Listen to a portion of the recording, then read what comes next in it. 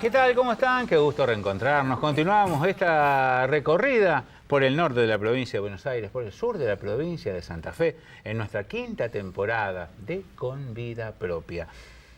Febrero lo utilizamos para, entre otros temas, hablar de la educación. Invitando a protagonistas de la diaria. Es fácil o cómodo. No sé si es fácil, pero sí cómodo. Hablar desde aquí, decir la educación anda así, así, así, así, esto es así, así, así. O como me gusta a mí, digo, ¿qué pasó si los finlandeses, los fineses pudieron hacer en 30 años, se pusieron a estudiar? ¿Por qué nosotros no podemos? ¿Qué es lo que nos pasa? Además, bueno, y la educación anda mal, y recibir en otros espacios, en otros programas, entrevistar a docentes de la universidad o a rectores, ¿no? Que nos dicen, el gran problema es el salto de la secundaria, y leer estadísticas y preocuparnos. Y ahora que vienen las elecciones, todos los candidatos van a decir que la gran salida es invertir en la educación. ¿Y qué pasó en estas 4 décadas? No es para agraviar a nadie, ¿eh? Es simplemente para preguntarnos, porque el tema tiene que estar en la mesa. Eso es lo que yo creo.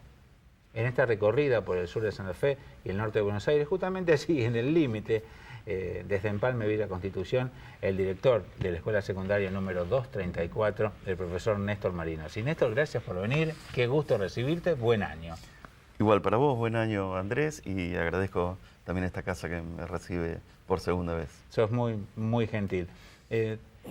Lo que dije en el comienzo, ¿es un cumplido de, bueno, un comunicador para abrir el programa o tiene algún viso en el cual puedo decir, mira, en esto sí, en esto no? Sí, coincido. Porque... O humo mediático, viste que ahora hay opinadores de todo, ¿eh? Hoy todo el mundo opina y educación es un tema fácil para opinar.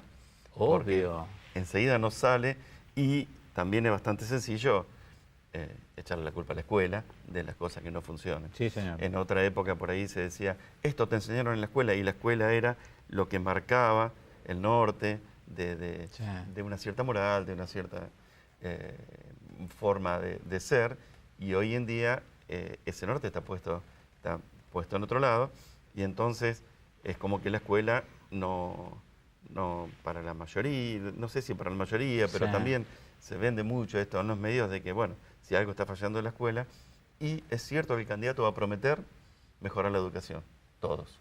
Pero lo hemos vivido. Hemos envejecido escuchando eso y diciéndolo. Sí. No seamos hipócritas. Y diciéndolo. Es cierto.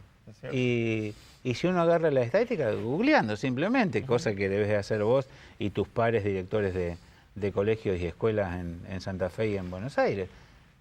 ¿Cómo? Che, casi la mitad de los chicos que empiezan la primaria no van a terminar la secundaria en tiempo y forma. Algunos serán rescatados, y en esta provincia, porque tenemos el volver a estudiar.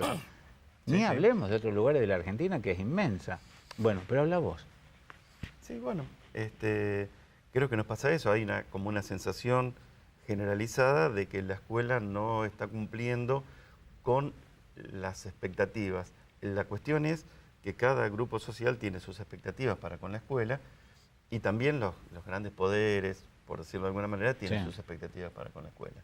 Algunas una expectativa productiva, otra una expectativa desde el punto de vista social, otro desde el punto de vista de la vida cotidiana, familiar, para con la escuela.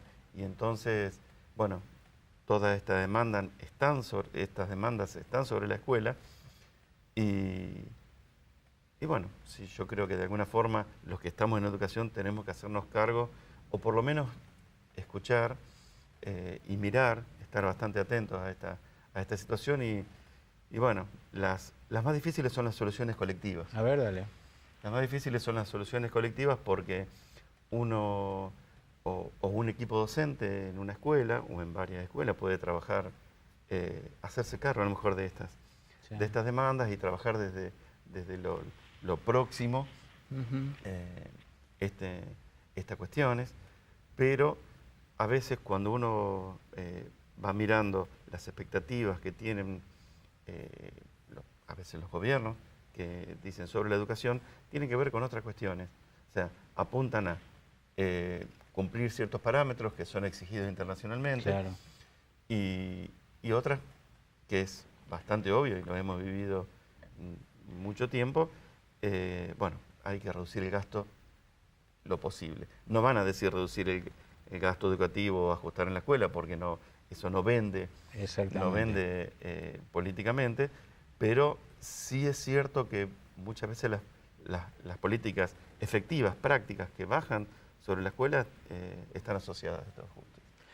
Si yo sigo lo que vos venís diciendo y te digo, Néstor, bueno, entonces si los docentes ganan 120.000 pesos por mes como sueldo inicial y tenemos buenas escuelas, el tema está solucionado. No, de ninguna manera. Yo soy un docente que está afiliado, agremiado, que participo de las movilizaciones, marchas y demás, pero no me parece que esto, sí, por supuesto que es importante, un aumento de sueldo como en cualquier ámbito, ¿sí? Y en la educación, fuera de discusión. En la educación también es importante, pero por supuesto que no va a solucionar los problemas educativos porque tiene que ver creo que con cuestiones más de fondo, incluso más complejas que solamente el sueldo docente. El sueldo docente puede servir, además de para que el docente esté parado desde otro lugar cuando va a trabajar, puede servir también como estímulo tal vez, como bueno, que el docente no tenga en la cabeza tener que salir corriendo de una escuela y a los 15 minutos de estar en otra porque necesito juntar la mayor cantidad de horas para conseguir un sueldito más o menos aceptable. Entonces eso sí, es cierto lo que uno dice, o sea, no te hace feliz pero te calman los nervios y en algún aspecto esto sucede. Pero me parece que la cuestión educativa más de fondo tiene que ver con las perspectivas que quienes deciden sobre la educación ponen en juego a través de la política directamente. ¿Y ustedes son escuchados? ¿Vos sentís que a lo largo de tu trayectoria como docente y charlando con tus pares, ¿no? ¿Son escuchados? ¿O hay épocas? Viste que generalmente se dice hay épocas. Y hay, ¿cómo decirlo? Bolsones de escucha, por decirlo de alguna manera. A mí me ha tocado trabajar en los planes de estudio de la provincia, en su momento, unos años atrás. Y entonces, de alguna manera veía que estaban habilitados ciertos mecanismos para la participación, que funcionaban, o que por lo menos estaban abiertos. Lo que uno no termina de saber o de estar convencido es que estas escuchas o estas consultas a los docentes, y no a los docentes solamente, ya te digo, por la cuestión sindical o gremial, sino sobre la visión educativa, sobre lo que sucede en la escuela, tengan un efecto sobre políticas que están diseñadas fuertemente de antemano. Hacémelo más simple, para que lo entendamos aquellos que no somos docentes. Claro. Por ejemplo, hay en la provincia de Santa Fe, cada vez que cambia un ministro de Educación, cambia un ministro y un gabinete, ¿sí? Con una cierta visión sobre el fenómeno educativo, sobre una cierta ejecución sobre el fenómeno educativo. Nosotros vinimos de un periodo, en los últimos años, me refiero, donde estuvo Elida Racino, la ministra, Leticia Mengarelli, que estamos hablando de personal formado en la docencia, en el aula, con una formación profesional amplia y profunda. De pronto se produce un cambio donde las autoridades del Ministerio de Educación son todos bioquímicos. Entonces, necesariamente la doctora Claudia Balaguer es doble doctora en bioquímica. O sea, sin quitar méritos académico, a las personas, está claro. Sí es cierto que, o se me ocurre que es cierto que un equipo de bioquímicos pensando la educación tiene que tener una perspectiva diferente. No hablo de mejora. Aquel formado en una universidad de sociología o social, ejemplo, ¿no? Y entonces, necesariamente, de alguna forma, las prácticas políticas van a llegar a la escuela, digamos, tal vez con un formato profesional del equipo que toma las decisiones, bueno, que yo particularmente lo visualizo. Está bien. Néstor, comencemos por el eslabón que en la diaria más se critica. Yo creo que no debe haber mesa de amigos o de fin de semana o en estas fiesta recientemente pasada, después de arreglar quienes venían y quienes no, y pelearnos, y todo lo que pasa siempre, bueno, es nuestra forma de ser. Va. En la cual no se le haya echado la culpa a los jóvenes, pero ya a los jóvenes no les importa nada, porque están con el celular. ¿Y qué hace con el celular? Se deja. Y parece que el problema fueran los jóvenes. Yo sinceramente no lo creo. Es más, creo que si algo tienen nuestros jóvenes, es aquellos que nosotros le hemos ido mostrando y que difícilmente, siendo jóvenes, puedan valorar cosas que nosotros hemos degradado. Claro. ¿Se entendió, Bueno, más o sí, menos? sí. Mirá, ¿Cómo yo lo ves vos que siempre está en me la acuerdo de diaria? esto, siempre me acuerdo Dale. de esto. Hay un registro, ahora no me acuerdo los nombres, Dale, particularmente, dale. un registro griego de la época Sí. de la polis griega, 300 a.C., donde se juntan los políticos a discutir esta cuestión de que los jóvenes de la época no respetan la cultura y entonces rompían las esculturas. O sea, salían bandas de pibes Ah, no la a las sabía plazas esa. y entonces le sacaban un dedo a una escultura. Y entonces decían, la juventud esta está perdida. O sea que no es tan nuevo este fenómeno. Qué bueno. Me refiero no me acuerdo ahora los nombres, me acuerdo la anécdota. No, En este pero caso, lo planteaste. visualizo bien. Claro. Y Es- entonces... Porque fue el mensaje era de los jóvenes: si todo esto que ustedes hicieron sirvieron para que yo sufra esto, no, esto no sirve. Algo así. Algo así. Entonces, de alguna manera, pinta también esta cuestión de estas juventudes que visualizan el mundo de los adultos de una forma indeseable, en el sentido de yo no deseo ese mundo para mí. Tal vez. ¿Sí? Sí. Lo veo desde ese Y lugar.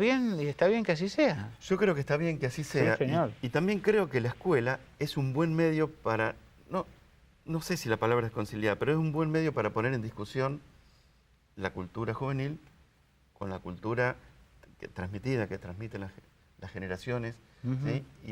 Y también, de alguna manera, para ver, a nosotros nos sirve, educadores, para ver qué cosas de nuestra cultura son cartón pintado que está como muestra y que en algún momento son producto de su tiempo y nada más. Un ejemplito dale. más. A veces se discute en la escuela la cuestión de la vestimenta de los chicos y demás. Mira lo que estaba escribiendo, uniforme. Bueno, Dale. se discute esto y yo recuerdo cuando yo iba en mi escuela secundaria, yo fui a una escuela secundaria privada, técnica, en San Pablo, en Villa Constitución. Pero bueno, las chicas de las escuelas públicas Sí. vestían guardapolvo y vestían una pollerita corta Sí. y unas medias y demás.